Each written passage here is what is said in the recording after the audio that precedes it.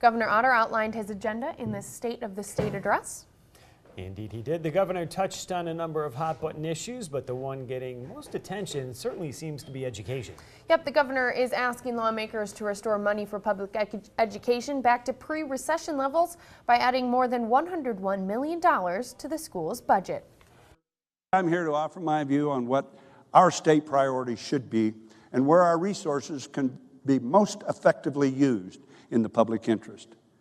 And that list begins with education.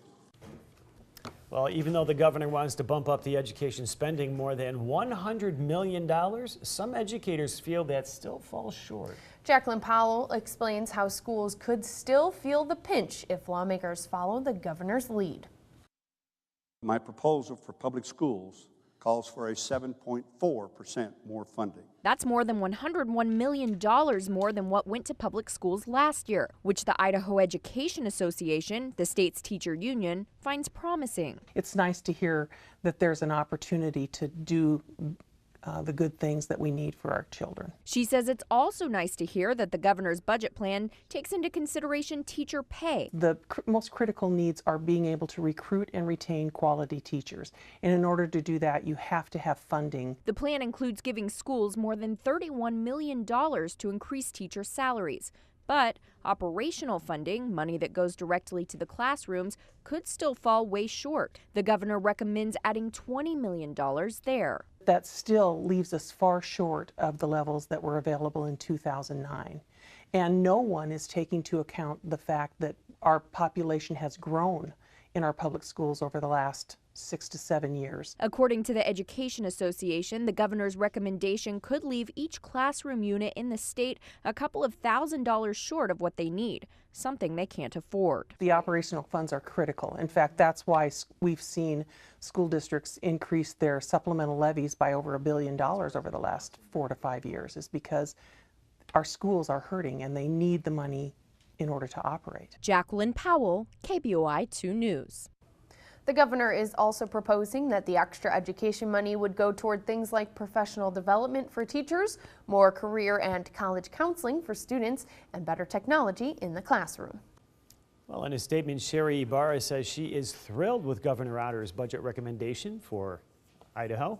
The state superintendent of public instruction writes administrators and superintendents across Idaho have shared their needs and concerns during the listening tour for more control of operational monies to address their individual challenges.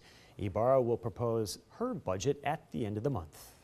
Governor Otter also talked about fixing Idaho's aging roads and bridges, and to pay for it, he opened the door on increasing the gas tax. Brent Hunsaker tells us what else the governor would consider to pay for that. Governor Otter's budget for fiscal year 2016 is a conservative one. He calls for a 5.2% increase in overall spending, which is less than the growth in the economy. Right after education, Otter says the biggest challenge facing the state is improving our aging roads and bridges. And I welcome financially responsible legislation that addresses steady, ongoing, and sustainable transportation infrastructure in Idaho. The governor ruled out proposals that compete with education and other programs for general fund tax dollars. I would be willing to consider and at least discuss if it's additional gas taxes, if it's additional taxes on registrations or those kind of things that I proposed in 07 and 08. Otter also vowed to continue to support Idaho's constitutional ban on gay marriage, but his budget does not propose moving any more money into the state's Constitutional Defense Fund. In another part of his speech, the governor said he wants to lower taxes. He proposed reducing the income tax rate for people and businesses below 7%. It's currently 7.4%. Otter also wants to completely eliminate the tax on personal property. He says the plan would provide relief to 44% of taxpayers this year. Several lawmakers are telling KBOI 2 News they believe the governor's address was right on track.